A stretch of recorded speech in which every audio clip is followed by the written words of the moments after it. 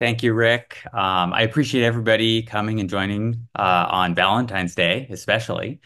And my name is Dan Weeks. I started Iceberg with Ryan Blue back at Netflix a number of years ago. And I would say if you're looking for like low-level technical details about Iceberg, Ryan has a ton of great videos online, good reference material. But today we're going to be talking about some of the best practices for actually building an Iceberg implementation within your company, within your ecosystem. I know we actually got a number of questions leading up to this about, hey, is this going to be a vendor talk or is this going to be an OSS talk? It's actually a little difficult to talk about Iceberg without including some amount of vendors, but this isn't a vendor talk specifically. We're going to be covering a number of different like engines and technologies and things like that. So it's relevant regardless. And with that, we're going to jump into what these topics are going to be, what these 7 best practices are we're going to cover today. So there we go. So these are the 7 that we selected to talk about today. And there's a lot of other things that are involved in building a warehouse, but these are really key and challenges that come up over and over that we see from the open source Slack, the open source community. And I think it's helpful to get some high level context about how you should be thinking about an Iceberg-based warehouse. I'm not going to name each one of these. What we'll do is we'll go ahead and start from the first one and roll through each one of them. And hopefully we have plenty of time at the end to answer questions. So the first and one of the most common things that comes up is what catalog should I use? Iceberg has a wide variety of catalogs that you can select from. There are a lot of open source implementations. There are vendor implementations out there. And this has become kind of a challenging point for people as they're approaching the community because there's things that are intended for, migrating from legacy systems. There are ones that are really adapted to Iceberg, and really understanding the landscape and how all this fits together is quite hard. So with that, I think the first thing that you need to understand is like, well, what role does a catalog play within Iceberg?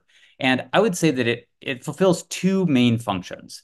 The first of which is logical name resolution. So when you're working with SQL or you're working with some sort of data frame, Spark, Trino, any of these engines, you're typically resolving a table by name. And that's partially because people aren't great about remembering paths in S3 or HDFS. But that's actually how a lot of distributed processing started. It would be use this path location, just remember what the pathing structure is, or try and create one that's reasonable for a human to understand. And there are still people who believe that you don't need a catalog, you can just point to files in a file system somewhere. However, that's really hard to scale up for anybody who's doing data engineering, data analytics. We're people, we think in terms of names. Unfortunately, like the naming system is not fully agreed upon across different databases and technologies. Typically, what we find now is they use 3-part identifiers, one for the catalog, another level for the database, and the final level for table. And depending on which engine you use, they may call it different things, but this is actually starting to become pretty typical. And at the top level, we kind of have this catalog concept. So the catalog is really providing a way for the engines that are working with the data to take whatever human readable name and point it to whatever the Iceberg metadata is that represents the current state of the table. Seems pretty straightforward. But you actually need this in order to understand, like, well, how do we actually point to where the data is? And the second piece is complementary to that, which is providing an atomic update. So when you're going to actually change the state of the table, you need to move from one state to the next state in an atomic way. And Iceberg provides a lot of capability for representing the different changes between those things, the validations that need to happen, how things like schema evolution need to happen if you're changing metadata, validations you need to do on the data in terms of providing isolation for transactional movement of the data. But what this does is it really just changes from one set of metadata to another set of metadata in an atomic operation.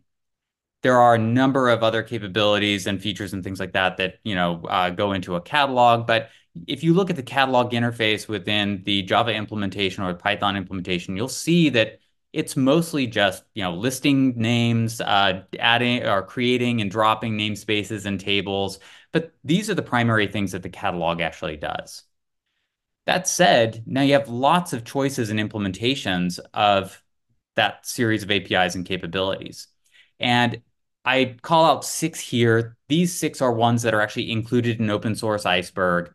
Some of them, like the REST catalog, you can have both open source as well as vendor implementations for. There are a number of them out there. Tabular provides, a vendor-specific version of the REST catalog implementation. But there are also many others. There are some that are more proprietary. Some of those live in the open source. Some of them are outside of the Iceberg project, but implement those same interfaces. So there's a huge range of these to select from. And it's kind of like, well, why do they all exist? And why would I choose one over the other? So I kind of put these six into different categories of native for Iceberg, transitional, and unreliable. And we'll talk through each one of these and just get an understanding of like why did I put them in those places. The first is native catalogs. The REST catalog, in many ways, is what I like to refer to as kind of the extension of what the Iceberg specification is. Iceberg spec defines how you lay out data in a object store or file system, the guarantees around the schema, behaviors, evolution, transitions, and history within that data set. All of these things are defined by the Iceberg spec. The REST spec is complementary in that it defines how do you actually address, like from a catalog perspective, how do you address these tables? How do you update those tables? And it definitely has some capabilities that don't exist in most of the other catalogs because they're providing a very kind of remedial way of transitioning the table state. Whereas the REST catalog actually provides some really nice, like fine-grained update semantics. It can do things in the background that the other catalogs can't do because of that very coarse kind of switching between state, like commit deconfliction. And there are a number of other features that are going into the REST catalog, like server-side scan planning, fine-grain updates, pagination, things that you can't necessarily implement with the other catalog implementations. So from a project perspective, we really see that this is the direction that Iceberg is going. And a lot of the features and effort that's going into building new capabilities is in the REST implementation. The JDBC catalog is a native implementation for Iceberg that is just using a relational database. Uh, the value of the JDBC catalog is it's easy to set up. It doesn't have a lot of the database dependencies that some of the other catalogs, like the Hive catalog, have, and it is tailored specifically toward Iceberg.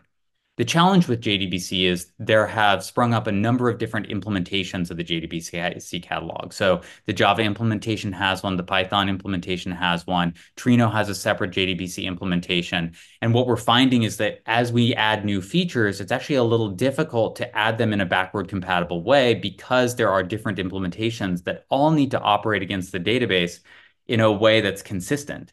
So this has been a bit of a challenge, and we think that, leaning into REST as the front end allows you to adapt a lot of those changes and behaviors and hide them from the engines and the consumers of the actual data. So these are definitely the leading kind of implementations that you want to be looking toward. The next ones are the transitional catalogs.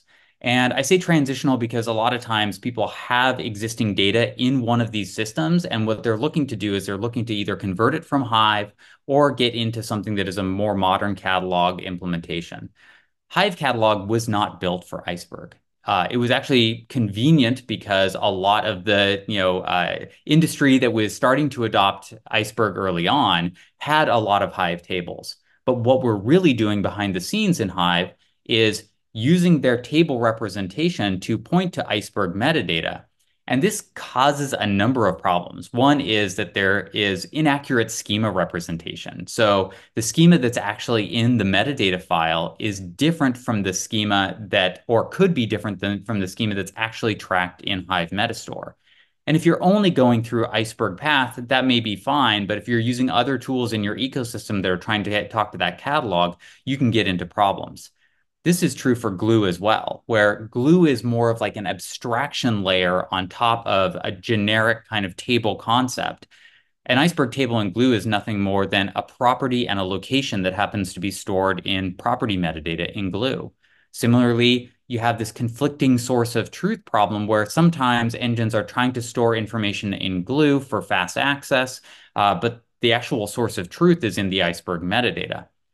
This presents a number of problems. And I think we've run into this where people would go to like the Glue UI in the console and try and change the schema there, but then it wouldn't actually be reflected in the underlying Iceberg metadata. And that's because it is really an abstraction. It isn't a native integration. The good thing is that a lot of systems are starting to lean in towards REST, and that provides a really good migration path for anybody who is using this to kind of bridge the gap between their legacy Hive infrastructure or whatever they've built out in early stages within the cloud and a truly Iceberg native warehousing solution. The last one is unreliable catalogs. And Hadoop catalog is something we often point to as somewhat of a mistake. We introduced it early on because it was great for testing purposes and for people to play around with Iceberg in the early stages of Iceberg. Unfortunately, it is kind of the no catalog catalog. It's actually using a file system to represent what a catalog is. And that poses a number of problems. The difficulty there is it kind of works initially, and most of the early exploration, things feel kind of fine, and people say, well, the problems that it causes with, renaming or locking or the, copy semantics of different file system implementations, that doesn't matter to me. It won't be an issue. And then as they scale up, they start running into some of these real problems. There's a fair amount of people who are using this in production settings, and they're now running into real reliability problems. There's effort to go and fix some of the locking mechanics. I would really discourage anybody from doing anything with the Hadoop catalog other than, CI tests or, just exploration as you're dipping your toes into using Iceberg. The next one is DynamoDB catalog, and there's nothing wrong with DynamoDB per se. It's just that it was kind of an early implementation prior to better glue implementation, where there was actually native locking that we could use for the atomic operation to update metadata. It wasn't used widely. There were a few people using it. It didn't get great adoption. And because of that, it's kind of falling behind in features. It also hasn't been implemented in some of the other libraries that are springing up, like Python and Rust. And it's also a little bit more complicated to keep all of those behaviors consistent if you were going to go build native implementations in each one of those. So there are just better options. I would lean into one of the more modern options, or if you need a bridge, use one of the transitional catalogs. So the best practice here really is use the REST catalog if you can, get familiar with it. There are a number of different ways to kind of play around with it. There are a number of vendor solutions, both Tabular as well as some other vendors that have announced that they're going to be providing REST capabilities. And the main thing here is that historically, we've really thought about catalogs as like, I have one catalog within my warehouse. It is my prod catalog. Maybe I have two. I have a prod and I have a test. But as you see what's happening in the cloud and the kind of global accessibility of data, it's very likely that what we're going to see moving forward is that you have multiple catalogs. You have different catalogs that represent either different clouds, you have different catalogs that represent different kinds of data sets, different teams and organizations within your organization. This actually provides a lot more flexibility in terms of like dividing up and positioning your organization than it does to try and shoehorn everything into just one solution. Almost all the engines at this point support some idea of separate catalogs. Trino is a great example of being able to connect to lots of different systems and interact with them. But just having multiple catalogs, even with the same backing store like Iceberg, allows you to interoperate between all of those things. You can join across them. It really is more of like a logical separation and hides a lot of the details of like where it resides physically. The next section is ingesting data. And this is kind of the logical progression of like, hey, once you've played around with Iceberg, you've kind of selected and figured out how do I want to set up a catalog implementation. The next thing is to actually really get data in. You want to learn early on how to kind of work with the Iceberg data, how it grows over time. That's been particularly challenging. We'll talk about a little bit of that later in terms of maintenance for Iceberg tables. But one of the most important things is just ingesting data. And if you have existing Kafka infrastructure or other streaming infrastructure that you're using, a really good approach is to just fork off of those topics a separate set of tables that are Iceberg, so you can do all of your comparisons and whatever kind of migration validation that you actually need. But if you're starting new, there are great ways to get started very quickly and land data with good schema, with structure and things like that. So the first thing you want to do is, as you land data, you want to apply structure, and that's really what Iceberg is providing. Strong schemas, strong guarantees around the data integrity, and you want to do this as early as possible. There are obviously streaming use cases where you want to have a Flink and you want to be operating off of data live, but you almost always want a representation landed as quickly as possible that is accurate to whatever came through the stream. You don't want to lose fidelity of your data because it can be really difficult to either reconstruct that or understand where the problems came from if you've got something that's actually mutating that data between the actual upstream and landing it into an Iceberg table. The last piece is deferring work. This is a major concept within Iceberg, is that Iceberg's protocols for commit and the way we think about commit semantics allow for things to operate on data behind the scenes. So you can do background processing, some of the maintenance activities. If what your goal is to land data as quickly as possible and make sure it's durable, take pressure off of the upstream systems that are, the pipelines and things like that, then you want to make sure that you aren't doing extra work in that path. So if you try and couple, compaction and optimization and various other things in that landing of data, it's more likely to break. It creates more of an operational burden. So that's why we kind of separate these concepts, and you don't do like inline compaction as you're landing data. You defer that work till later. There are a number of different like open source technologies. Kafka is probably the predominant one in terms of like building an actual event pipeline. There are many other like processing engines that you can use to actually consume from Kafka and write to Iceberg. Flink, Spark, Kafka Connect are all good options. They kind of have different use cases. I would say Flink is fully capable. It's probably one of the most capable, stream processing engines. But if you're using Flink, that also means that you're probably doing a lot more work there than you need to in order to just land it as Iceberg data. You can, of course, even point Flink to a table and treat the table like a stream. That would be good for doing more complicated processing on the landed data. But if you're just trying to get data into your warehouse, Kafka Connect is probably one of the best options. We'll talk about that in just a minute. Spark streaming, I haven't really used that a whole lot. We do see a few people in the community that are using Spark streaming, so we know that it works to some level. I would say that if you are Spark heavy and you don't want to take on the maintenance burden of some other technology like Flink or Kafka Connect, if you don't already have that in your ecosystem, Spark is a great option to, keep your maintenance and your ecosystem kind of clean and land data directly from your upstream systems. Pulsar is another stream processing platform, and they have an Iceberg Connect. I haven't looked into the details of it, but I know that they document that as a path to landing data quickly into Iceberg.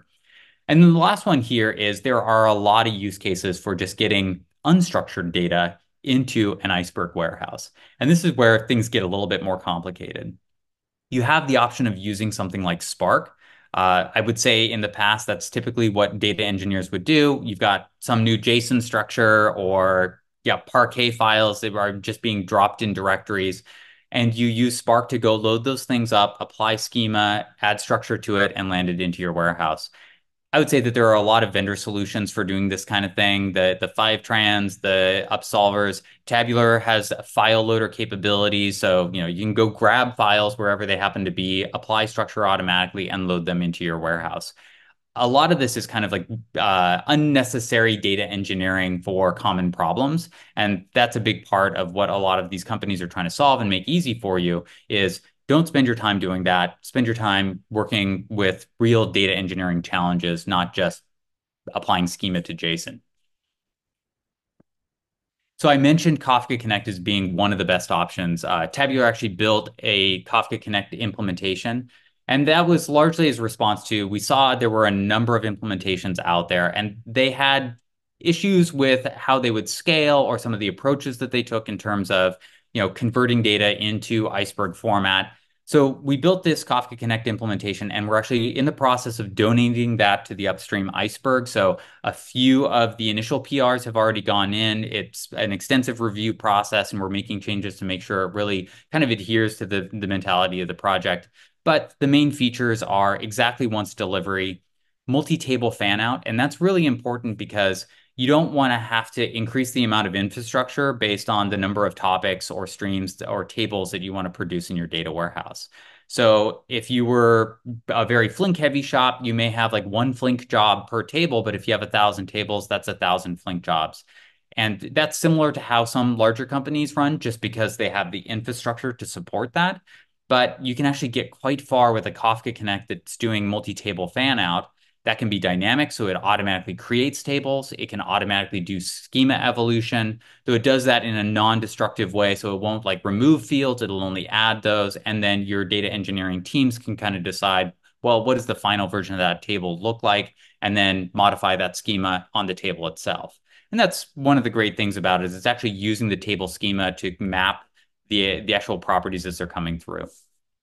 And the last thing is about scalability for this. Commit coordination was a big problem with a lot of the implementations, and that's something that we addressed here. So you don't get a lot of different workers that are all trying to commit really small incremental changes to the table. It pollutes the table metadata. It creates a lot of contention. This is the kind of thing that the latest iteration of the Kafka Connect addresses. So the best practice here, again, is land your data immediately. You want to get your data in and into a structured and kind of durable format as quickly as possible. The next thing is compute engines. And this is where the space gets quite interesting. There are a lot of open source technologies. There are a lot of vendor technologies. The amount of adoption that we're seeing across the ecosystem for Iceberg is really incredible. The challenge at this point is just kind of what level of integration do they actually have? What can you use it for? There are some that are kind of the leaders in terms of this is where the features go first. There are other ones that have really capable offerings. So this is just an example. It's not even all of them. The open source side, a lot of the Hadoop ecosystem, as well as some of the newer tools like the ClickHouses, DuckDBs, things like that, they've really embraced Iceberg.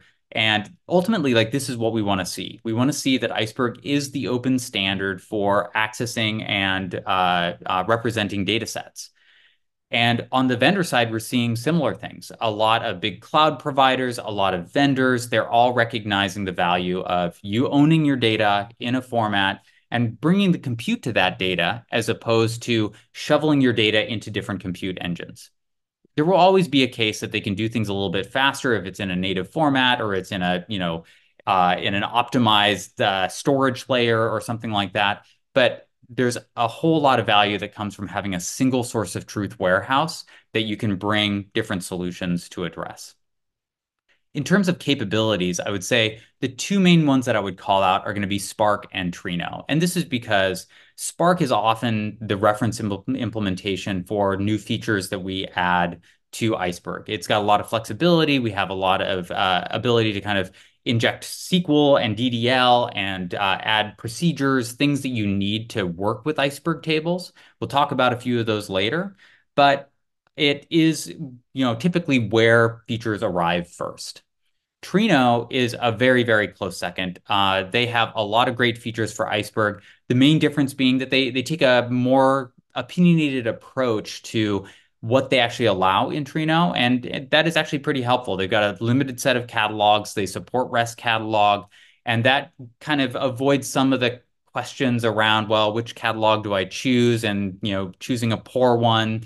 Trino will kind of steer you in a better direction in terms of what they've actually decided is a good approach for their project. And that still allows for a lot of interoperability and capability. Both of these have a good set of maintenance procedures. That's something that's actually pretty critical in order to operate a Iceberg-based warehouse. Many of the other compute options are really about like consuming data, giving access to data. It doesn't mean that they have the full complement of maintenance functions.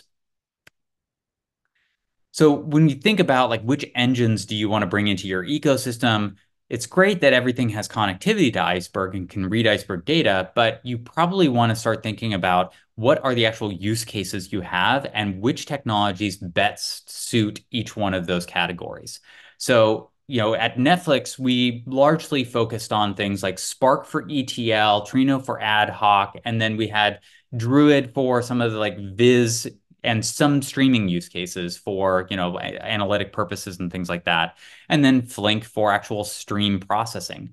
But, there's a good set of tools out there. Some may be more aligned with the kind of things that you're trying to solve. There may be newer entries into the market that are faster, have different capabilities. But it's kind of like you want to introduce things that fill gaps in your data processing ecosystem, as opposed to trying to do everything with one tool or trying to just adapt everything because that can, of course, introduce some maintenance burden for different technologies and how they interface, and if there are any quirks or issues with any of those.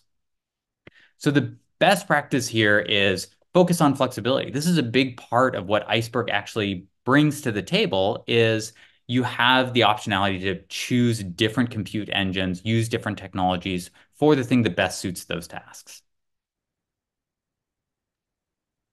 The next topic is maintaining tables. And this is something that people often run into in the open source is, they go through some of the, open tutorials for using Iceberg. They get something set up initially, maybe ingesting data, but without understanding that there are maintenance functions that need to happen against these tables, going back to kind of deferring work over time, state for the table can accumulate to a point that it's really hard to work with that table going forward.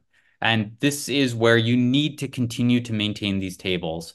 And a few of these operations are things like snapshot cleanup. So snapshot cleanup is kind of removing historical versions of the table.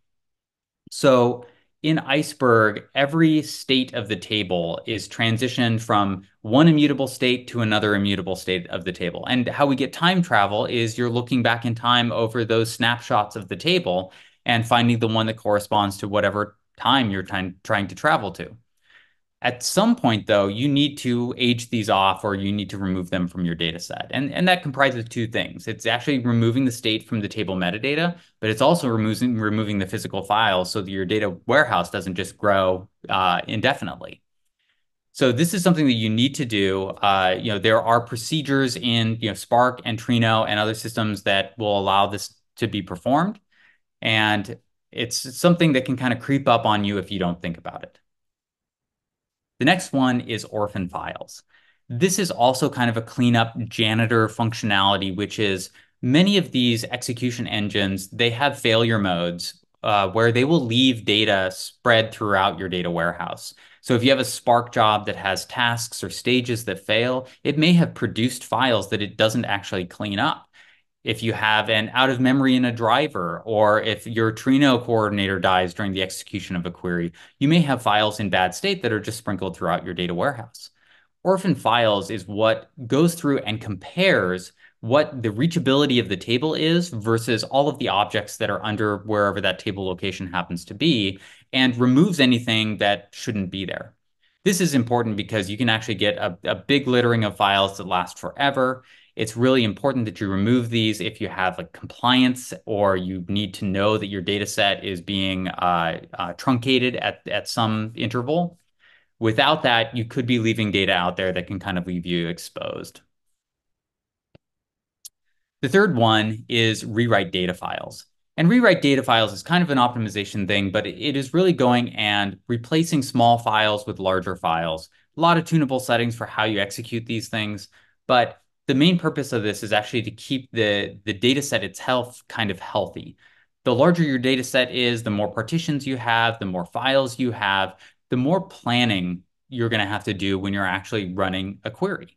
So this really helps in keeping everything kind of clean and maintained. It allows you to scale your data sets up to really, really large volumes. We've seen data sets in the tens of petabytes easily, and you have to keep on top of this in order to make that still a usable data set. Otherwise, you spend a lot of time going through planning. The execution plans can get quite large because they have lots and lots of tasks that they have to work through. So rewrite data files is a major component of maintaining your warehouse.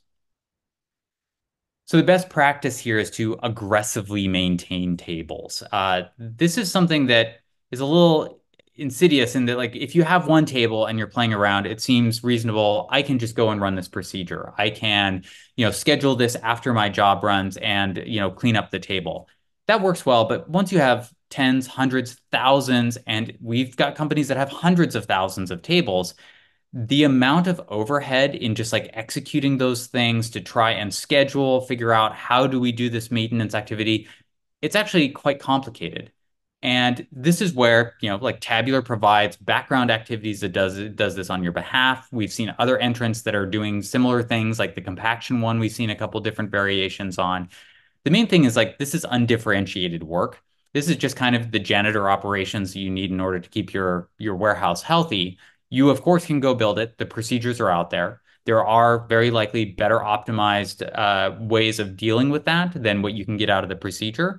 And that's why you might want to turn to a vendor and say, hey, we just don't want to have to deal with this. Let's focus on data engineering, data science. The next one is optimizing performance. So optimizing performance is an interesting thing because you know it's it's an area where it takes a lot of understanding of what your use case is and how the actual table format interacts with that. Um, this generally means that you want to do things like reduce the amount of metadata, make sure your metadata is aligned with how your query patterns are executing, and making sure that your data sets are well maintained so they aren't processing lots and lots of data. So rewrite metadata is another procedure. It's not as much a maintenance procedure. You don't have to do this. And there are many cases where it doesn't necessarily make sense to do rewrite metadata operations. But what this does do is it allows you to leverage Iceberg's kind of tree of metadata to pivot that to what your query patterns are. I would generally say this is something you want to do on data sets where it's really important that you get good performance because any kind of ad hoc query engine, the Trinos, the Star Rocks, the Impalas, all of those things, they'll benefit from being able to prune as much data, as many manifests as possible during that planning phase. It'll reduce the load on the actual cluster and it'll improve the performance of the queries. But most importantly, data engineering still applies here. Like everything that you've known about partitioning data in like a Hive-like system, or even working in a Teradata or something like that, where you can give instructions on clustering and sorting, all of these concepts still apply in Iceberg. And the general recommendations that we give is one, use Iceberg features like hidden partitioning. One of the big challenges you get with performance is if you have two different columns that represent time, for say, like you've got a time that is a partition column, and then you actually have the event timestamp. This is something that is very common in Hive. Uh, Users may choose the wrong thing in terms of filter conditions, and oftentimes they actually have to choose both. You need to do your partition pruning, and then you also need to do your timestamp pruning. And that's very error prone because analysts who are coming in with a background from traditional relational databases or traditional analytic databases like Iceberg, they handle this for you. You just have one column that you use to provide that time filter. So it's very common that we see people that are coming in, they've partitioned their tables, and they've got a timestamp, and they're filtering on something that is not actually partitioned. So Iceberg has great capability for this with timestamp partitioning, partition transforms, leverage those things to improve performance and reduce the likelihood that people are going to make mistakes in choosing how to construct their filters. But then the general recommendations we always give are find things that are low cardinality that people are using in query expressions and partition on those. Date is a great one, especially for event data, fact data. Anything that is like a category or a type that has, some number of values but isn't in the, thousands, tens of thousands, that'll actually work really well for partition pruning, especially if people are using that within filter conditions. The next thing is sorting your data set.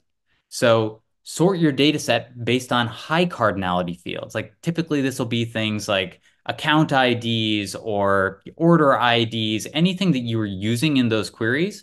because Iceberg will do multiple layers of pruning. And what each one of those layers does is it limits how much data is actually going to be sent to the processing engine. And the best way to get better performance is not to have like a faster engine, it's to actually read less data. So a good engine with less data is always going to outperform a fast engine that has too much data to process. So the last point here is, choose the right engine. We see a lot of times that people have something like Spark, and Spark is a great powerhouse, but that doesn't necessarily mean that it will be able to do ad hoc queries or sub-second queries. And then you spend a lot of time engineering around like trying to keep sessions open and, passing protocols for executing queries to try and get that latency down when your best option may be to pick a different engine. And that's part of what the flexibility of Iceberg provides. So best practice here, enhance data engineering practices with Iceberg features. It's the main thing. Iceberg provides a lot of interesting features that you can leverage to improve performance, but still need data engineering practices. Okay, the next one, enforcing security. Security is a big topic that always comes up, and we've said that security is kind of a very complicated field. There are lots of different entrants into security, ways of thinking about security. Iceberg is not trying to solve all of the security problems, but it is trying to make it capable enough that people can introduce security using the kind of platforms and frameworks that they want. The ones that we do provide are some of the standards like OAuth 2, OIDC, and SIG-v4 if you're using REST protocol for the catalog. Those have built-in implementations with kind of documented patterns for how to leverage these. It doesn't mean that this solves every security problem. If you want RBAC solutions, if you want policy, you're likely going to have to turn to a vendor. And part of it is just like Iceberg is a complicated enough project in and of itself. And if we go with an opinionated solution in security, we're actually going to cut out a lot of people who aren't using that particular technology. For example, Netflix, where we started, they have their own security, Meacham, which is unlike anything else out there. And so if we were to choose something like that, that would pretty much eliminate anybody else from using those security mechanisms. So we want it flexible enough that you can bring security as you need, but it isn't something that is going to be so opinionated by the project that there is only one solution. The next thing is there are other things you can do to secure your data. Encryption is something that is in progress, and I think we're getting close to finalizing everything around encryption, at least in the Spark implementation, which will be the initial reference implementation, and we'll follow on with others. But the idea here being that there's a kind of a metadata structure that aligns with the keys and encryption that you need to secure your data reliably in whatever your object store is. So this is something that you can bring your own keys for, and it really, really works great for providing control over your data. You can delegate some of that to the cloud providers if you want to use their key mechanisms, but ultimately, this provides a great way of performing encryption all the way down to the actual physical file levels. So best practice, of course, is think about your security model first. It isn't something that's easy to bolt into a system after the fact. We've learned that a lot of the big companies that were early entrants into the big data processing market, applying security on top of your existing infrastructure is quite hard. And I believe this is the last category, and I don't have a whole lot to say about this.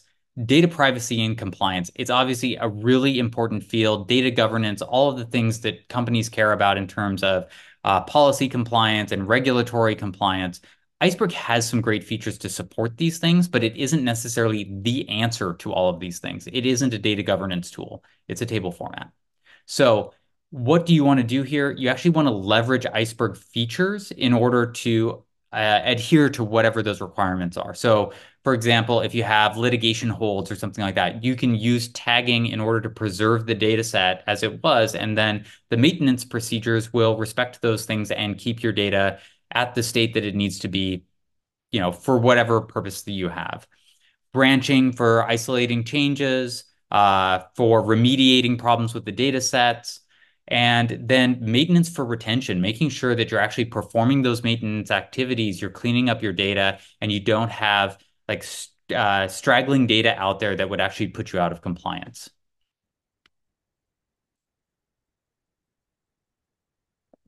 And then the next thing is leaning into some of the feature capabilities that we're looking at for Iceberg. So one is the REST catalog specification. We're looking into adding policies that engines can enforce for things like filter conditions and which columns people can project. This allows the engine to do some sort of policy enforcement. It doesn't mean that Iceberg becomes a policy engine. It just has a way of representing that. So engines that adhere to that specification can be used for policy enforcement. View support is another one. It can be used to, limit what people can see from data sets. There's obviously implementation implications to that and like how you integrate that within your ecosystem. And the last thing is like native integrations. A lot of these engines have great capabilities, and you want to pick engines that can kind of address the use cases that you have while still maintaining your Iceberg-based warehouse that you can use with other technologies and just prevent ones that can't adhere to those policies from accessing the data. So with that, the last best practice is leverage Iceberg features. There's a lot of great things there. Um, and we'll kick it over to Q&A. I think I need to stop sharing actually so that I can see the question and Yeah, answer.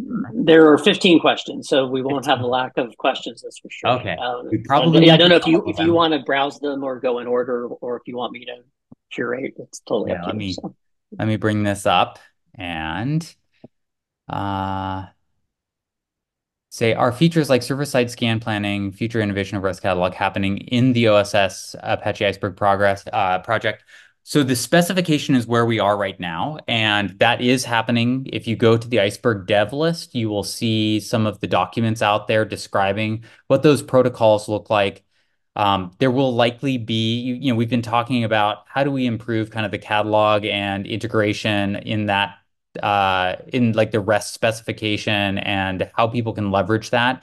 We want to improve that. So it will likely have some flavor of it even in the open source. Second question, aside from Tabular, are you aware of other REST catalog implementations? I know that there are a variety of them out there. Some are built by some of the larger companies, like Netflix, I think, has an implementation out someplace. There have been companies like Snowflake that have announced that they are working on REST support, both as a catalog and as a proxy. And that will allow you to kind of connect your own REST catalog to that offering. Um, I would not be surprised if we see more and more REST catalog implementations showing up. And that kind of gets back to the point of, if you plan for having multiple catalogs, it allows you to more easily plug in other solutions as they're available. You might even see that there's a marketplace for data where you can, use the REST catalog to access data sets that you've purchased or open data sets. That actually makes it very convenient for people to use many of the things that like open data sets that are out there that are in CSV files or Parquet, like they could be exposed as REST endpoints with appropriate, security and things like that behind it. So we think that there's a good chance that there will be lots of REST catalog implementations. Um, what are some recommendations for using multiple data lake format? Iceberg, Hoodie, Delta, Glue catalog seems to work well in that sense. So I would say the reason Glue kind of works there is because it is a high level abstraction. There are many issues with Glue, and I think that long term that's going to be harder and harder to really leverage the features that you want from those distinct formats. I would say that nobody really wants multiple formats. Pick one that works for your use case. If it is well integrated into your ecosystem, use the one that makes sense for you. We think Iceberg has some differentiating features, and we see a lot of people agreeing with that. What does multi-table fan out mean? Multi-table fan out is this is in relation to the Kafka Connect question or the Kafka Connect topic. And that is like a lot of companies use like a single event stream. So they'll have one topic, maybe they'll have multiple topics, and those contain different types of events. Well, you can use a field within that event, or you can use an SMT or something like that to derive a column that tells you like what database and what table does this event belong to. So that means you can have one Kafka connect and it can fan out to many different tables in your warehouse based on the actual contents of the data. Um, let's see, what REST catalog implementation do you recommend? Well, thanks. I recommend Tabular right here, of course. But uh, the thing about REST catalog is it's really a specification that allows you to put a backend behind it. So the pairing that I would say makes a lot of sense. And what we provide, there's a Tabular REST image that we use as kind of a basis for people to test with and play around with, and a reference implementation for how you could get started with your own, but it uses the JDBC catalog behind the scenes. But you can actually use the REST along with tools that we have in the open source library to provide any sort of catalog backend or even to kind of proxy the implementation to a different backend.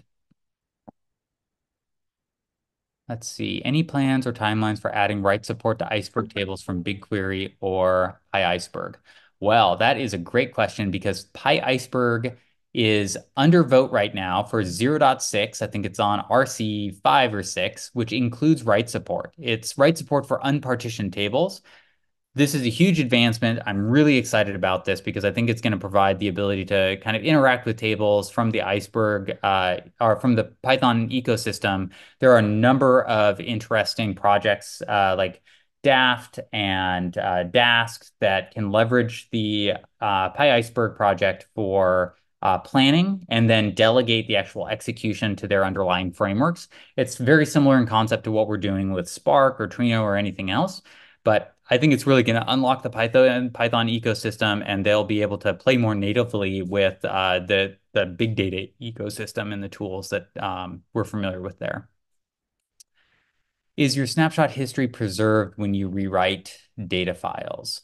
Yes, rewriting data files actually introduces new snapshots, but you will actually have the snapshot for the prior version of the table and the rewritten snapshot. You can actually read and compare those two snapshots if you want to, because using time travel or snapshot references within the queries, you can actually say, I want to compare any two snapshots that are still resident within my data set. Um, so I would say everything in Iceberg is an immutable transition of the underlying data set. So you're moving from one snapshot to the other. You can reference any of those. Iceberg actually has some concepts of like what kind of operation happened in the snapshot. And so if you do a rewrite operation, it will actually kind of show up as a rewrite operation in the metadata for that snapshot, as opposed to adding files to the table. That'll show up as an append operation. And if you rewrite data, it'll show up as like a overwrite. Not rewrite, but if you do like a delete operation or something like that. Let's scroll through here. Garbage collection. Is there out of the box garbage collection utility available to clean up orphan files? Uh, Sorry, the questions are jumping around a little bit on me here. Like if we use Snowflake, things that are taken care of by Snowflake. I don't know what Snowflake has in terms of capabilities for this. I don't believe they've announced anything there. There are open source options for this. I believe both Spark and Trino support orphan file cleanup. There are ways you can do that, of course, yourself through the metadata and APIs. But there are reference implementations that you can look at. Um, How is Tabular IO Apache Iceberg different from Apache Iceberg? It's not. The underlying Iceberg is exactly the same as the open source. We're not changing or modifying the specification. We have a spec adherent version of the REST catalog. We're not messing with anything about the actual Iceberg data itself. So you shouldn't see any difference in terms of the actual structure. Sure, we do things to optimize it. We do things both from the catalog perspective and on disk to perform operations in the background, but it is still fully open source Iceberg. Um, any recommendations on resolving conflicts with table maintenance and continuing table ingestion with OSS Iceberg? Yeah, the contention thing is real, and it really just depends on your orchestration for that. If you're trying to commit very, very frequently, like if you're going crazy and trying to have your Flink job commit every second, that's going to require a rewrite operation or some sort of maintenance operation to slip in between those commits to make it really work. So you do need to kind of balance those things. I would say on the REST catalog side, there are things that you can do because the commit protocol is slightly different for REST catalog, and you can use the REST catalog to deconflict in some cases. That gets a little bit more complicated. I don't think that there is open implementation for those things at this moment, but I would say if commit contention really becomes a major issue for the community, it will start to be addressed. Um, let's see. So we're implementing what caused the most amount of headaches. So, okay, so this is a good one. Like what caused the most amount of headaches as we were implementing Iceberg at Netflix? And I would say, early on, integration was quite difficult. Most of the systems that were out there were not designed to have like pluggable catalogs or pluggable readers or writers.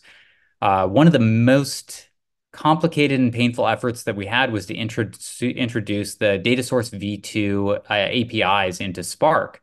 Ryan Blue spent a ton of time, working with the Spark community, really specifying like what this should look like, making sure that we get good SQL semantics out of that set of interfaces. But that really unlocked the ability to plug in the Iceberg implementation into something like Spark.